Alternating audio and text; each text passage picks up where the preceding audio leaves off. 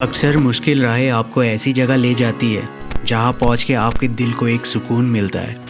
और वो जगह अगर बहुत ऊपर हो, जहां से पूरी दुनिया छोटी दिखे, तब आती है दिल को ठंडक। और अगर ये सब कुछ पाने के लिए आपको विदेश जाने की ज़रूरत ना पड़े, तब आती है गर्व अपने देश के लिए। आज भगवान को मैंने थैंक यू बोला, अपने को भारत माँ की इस मिट्टी में पैदा करने के लिए, क्योंकि आज मैं वर्ल्ड्स का हाईएस्ट पॉइंट देखा विदाउट एनी वीज़ा के, अपने बाइक पे अपने दोस्तों के साथ, और दिल से एक ही बात निकला, I am a proud Indian.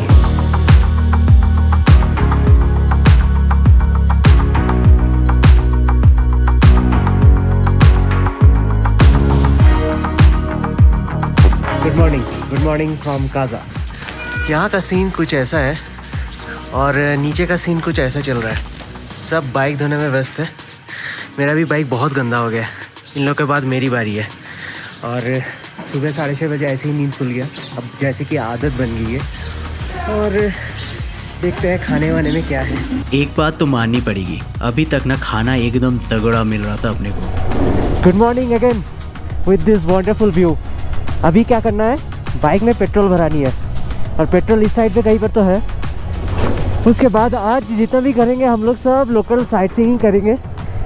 यहाँ का जितना भी हाईएस्ट चीज़ है ना, हाईएस्ट पीक हो गया, मतलब हाईएस्ट मोटरेबल विलेज हो गया, हाईएस्ट पेट्रोल बंक, वहीं से पेट्रोल लेंगे। भैया पेट्रोल बंक, पेट्रोल मॉनेस्ट्री है। वेल पहले ये हाईएस्ट पेट्रोल बंक से पेट्रोल भरा लेते हैं, वरना अपना रैप्टर ना बुरा मान जाएगा। ऑलरेडी काफ़ी साथ दिया है। फुल टैंक मतलब 13.5 लीटर एंड एडिशनल 2 लीटर से इसने 325 किलोमीटर के ऊपर कवर कर दिया है। एक 650 सीसी बाइक के लिए ये बहुत है। मिल गया इंडियन ऑयल। क्या बात है, गजब लाइन। होना ही था, एक ही पेट्रोल बंक है तो हो गई। और एक बात, अपना जर्नी ना भाई सिर्फ आधा ही हुआ है अभी तक।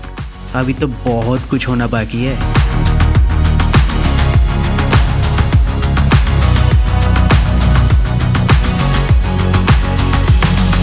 सुबह इस धूप ने मुझे लिटरली बेवकूफ़ बनाया था, क्योंकि ये धूप देख के मैंने विंटर प्रोटेक्शन ज़्यादा लिया ही नहीं, जिसका रिग्रेट ना मुझे बहुत ही जल्दी होने वाली थी। लेकिन अभी के लिए थोड़ा नज़ारे का मज़ा लिया जाए। खासकर अपने देश के इस तिरंगे को दूसरे पहाड़ में देख के दिल को जो सुकून मिला है ना भाई, वो एक्सप्लेन करना थोड़ा मुश्किल है। और ये रास्ते ऐसा मानो जन्नत जाने के लिए राजपथ बिछाया गया है। और एलिवेशन इतना जल्दी हो रहा था ना, वो बस बाजू के इस खाई को देख के ही पता लग रहा था।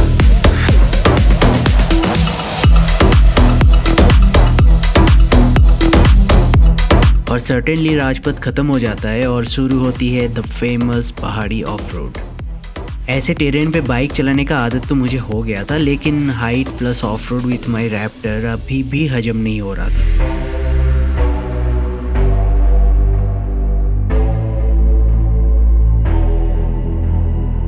धूप इतनी तेज है लेकिन फिर भी जम रहा है पूरा। बट अचानक से मुझे इतना दर्द क्यों होने लगा हाथ पे, इतना ठंड क्यों लगने लगा, वो भी इतने धूप में। वेल बाइक से उतर के जस्ट इस हाइट को देखा और समझ आ गया कि मैंने विंटर ग्लव्स ना लेके बहुत बड़ी गलती कर दी है। लेकिन अब तो कोई रास्ता भी नहीं है, so let's carry on with some difficulties.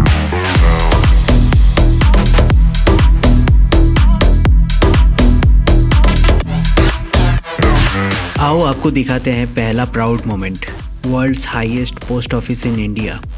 Village का नाम है Hikkim, at the height of 14,567 feet. Just imagine. यहाँ भीड़ इसीलिए है क्योंकि हर कोई इस मोमेंट को कैप्चर करना चाहता है, एटलीस्ट एक पोस्ट कार्ड अपने घर भेज के। पीछे देख पा रहे हो, वर्ल्ड का हाईएस्ट पोस्ट ऑफिस है। मैंने अपना पोस्ट कर भी दिया है। एक चेकलिस्ट था जो कि पूरा हो गया। यार क्या जगह है भाई। भले ही हम लोग आजकल पोस्ट ऑफिस का ज़्यादा यूज़ करते नहीं हैं, लेकिन मैंने भी इस मोमेंट को मिस नहीं किया और एक पोस्ट कार्ड मैंने अपने घर भेज दिया था। और गेस व्हाट, ये पोस्ट कार्ड अभी मेरे पास है, all the way from world's highest post office. तो अपना चेकलिस्ट डन है जी। अब चलते हैं वर्ल्ड के हाईएस्ट विलेज में। उसका नाम है कॉमिक। चलिए चलते हैं इस गांव से थोड़ा आगे, जहां मिलेगा वर्ल्ड्स हाईएस्ट मोटरेबल विलेज। कोई नहीं, अपना सचिन भाई थोड़ा एडवेंचर के मूड में शॉर्टकट ले लिए, लेकिन मैं ऐसा बिल्कुल नहीं करूँगा क्योंकि मुझे अपने रैप्टर का लिमिट पता है, भले ही मुझे क्यों ना घूम के जाना पड़े। और ये क्या दिखा, हाईवे। ज़रा नज़र तो घुमाओ मेरे दोस्त, हम तो जन्नत पहुंच गए।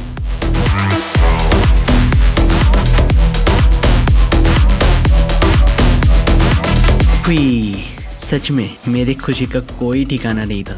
प्राउड मोमेंट यहाँ आके मुझे दोबारा आया, खुद के ऊपर, अपने देश के ऊपर, और भगवान को मैंने थैंक यू बोला यहाँ सक्सेसफुली पहुँचाने के लिए। इस विलेज का नाम है कॉमिक एट 14,400 फीट।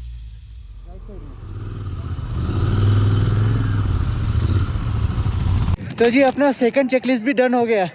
ये है कॉमिक हाईएस्ट मोटरेबल विलेज। आए जन्नत वाली फीलिंग है भाई।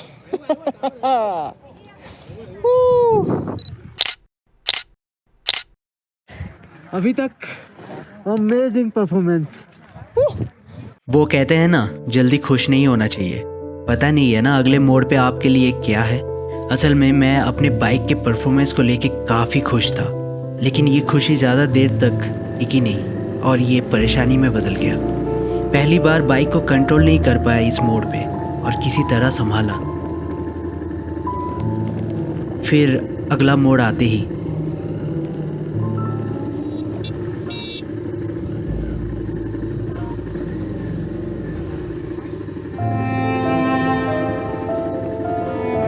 मुझे समझ नहीं आ रहा था कि ऐसा क्यों हो रहा है मेरे साथ। बाइक संभल क्यों नहीं रही थी मेरे से। उसका आंसर मिला थोड़ी देर में।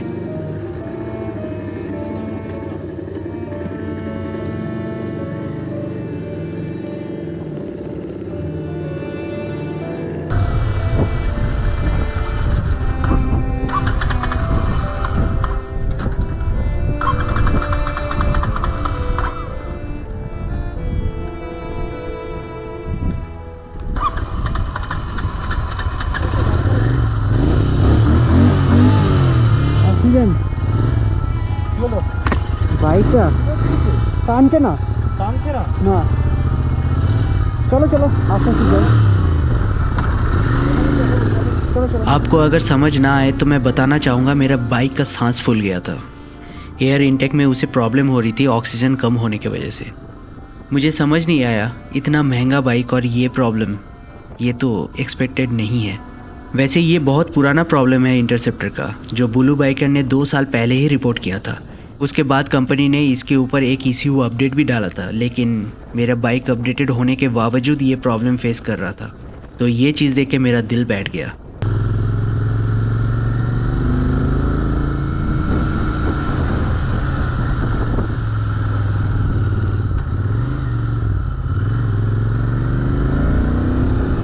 थोड़ी देर में सेम प्रॉब्लम फिर से चालू हुआ। बाइक की वो लग गई है भाई साहब, खींच ही नहीं रहा। थोड़ा वेट करके दुखी मन से फिर आगे बढ़े इस जन्नत को निहारते हुए और पहुंच गए लांगजा बुद्धा स्टैचू।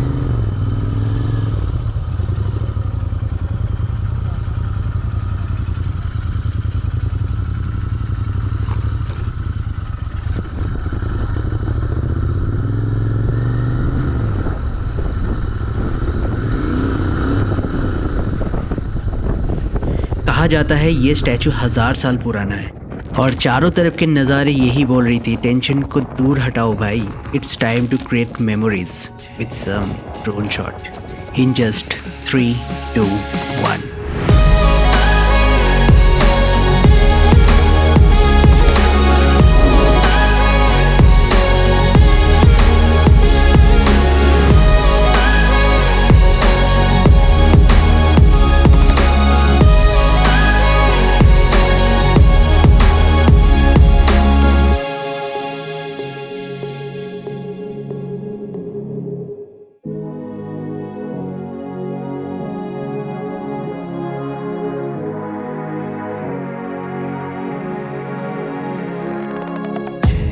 लांगजा में थोड़ा मैगी खा के हम लोग निकल दिए अपने अगले पॉइंट के लिए।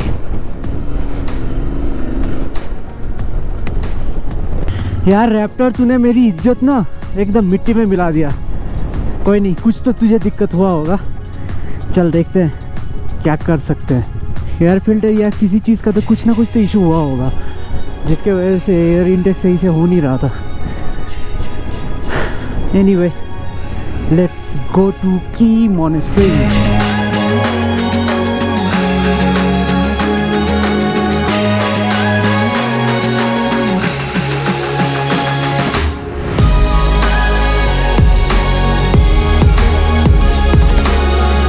और पूरा ट्रिप में पहली बार हम लोग को रुकना पड़ा क्योंकि BRO अपने लिए रास्ता और खूबसूरत कर रहा था। तो भाई कभी स्मूथ, कभी ख़राब, कभी बहुत ख़राब रास्ते से हम लोग नीचे जाते रहे और मेरी बाइकिंग स्किल का टेस्ट होता रहा।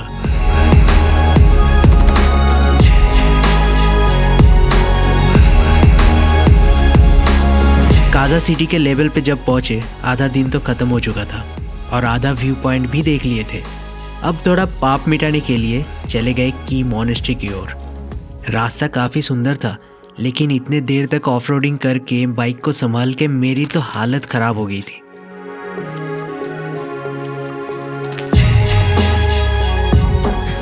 तो जी ऑफ रोडिंग के बाद ना मेरी हालत थोड़ा टाइट हो गई थी, तो मैंने सोचा यार फूल कितनी खूबसूरत है कि नहीं।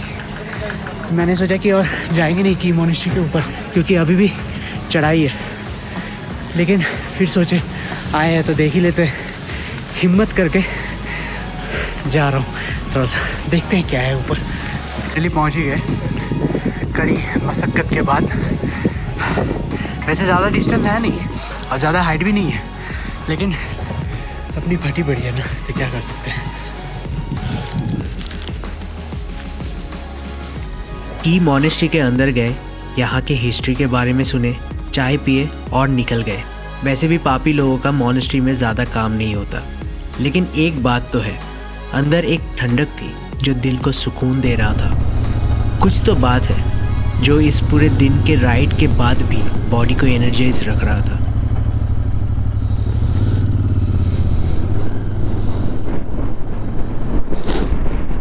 एनीवे, बातों बातों में देखो हम लोग फिर से ऑफ रोड ले लिए।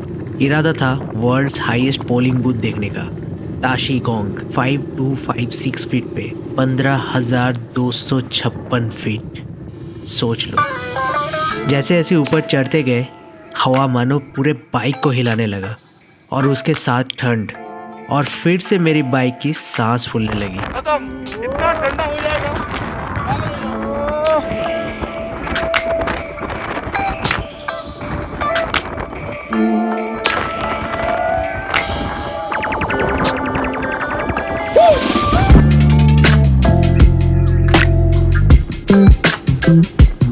इसीलिए ज़्यादा टाइम स्पेंड ना करके हम लोग वापस लौटने लगे।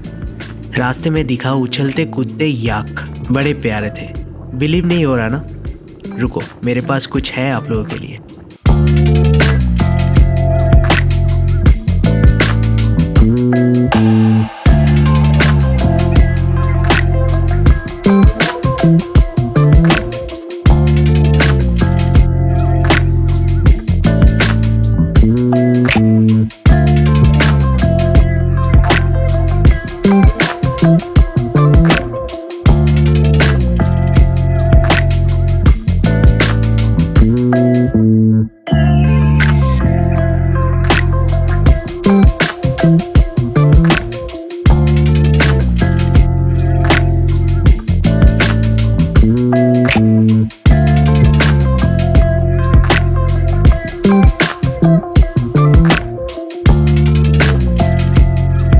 इसके बाद चल दिए हाईएस्ट ब्रिज देखने के लिए, चिचाम ब्रिज। भाई साहब, अपनी वाट लग चुकी है लिटरली। इतना ऑफ रोडिंग आज तक मैंने किया नहीं है लाइफ में। मतलब हाथ इतना ज़्यादा दर्द कर रहा है कि पूछो मत। लेकिन फाइनली चिचम ब्रिज पे पहुंच ही गए। ब्रिज तो वही सेम था देखने में, अंटिल मैं जाके नीचे रिवर के तरफ देखा। हुई गजब हाइट है भाई। बहुत मन था यहाँ से ड्रोन शॉट लेने का, लेकिन हवा इतना तेज़ था कि लेने के देने पड़ सकते थे। इसीलिए बस कुछ 360 शॉट्स और आखिरकार निकल गए आखिरी व्यू पॉइंट के लिए।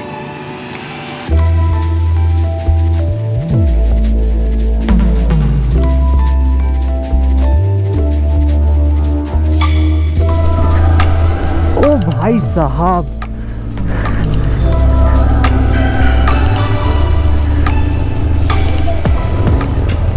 भाई मेरे को नीचे देखना है एक बार कि कितना नीचे है वो। यहाँ से देख ही नहीं पाओगे। अरे बाप रे, यहाँ दिख ही नहीं रहा है। गजब।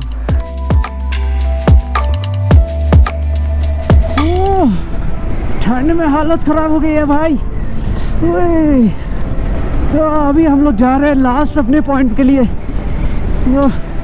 स्पीति रिवर व्यू पॉइंट, और वहाँ से सीधा हाईवे मिलेगा हम लोगों को। वहाँ से घर जाएंगे। घर तो नहीं है, होटल जाएंगे, लेकिन अभी के लिए तो ठंड के मारे हालत ख़राब है भाई। लेकिन यार आसपास का जो व्यू है ना वो काफ़ी तगड़ा है, और यहाँ इतना ज़्यादा ठंड वाली हवा चल रही है ना, इसके चक्कर में इतनी ज़्यादा ठंड लग रही है भाई साहब। स्पीति रिवर वैली व्यू, यहाँ आके बिलीव हुआ कि नेचर का फुल पावर क्या हो सकता है। हवा पानी से जो पैटर्न बना था ना, मन कर रहा था बस देखते ही रहे। भाई इसका जो शेप है ना, ओए होए होए होए, क्या दिख रहा है यार।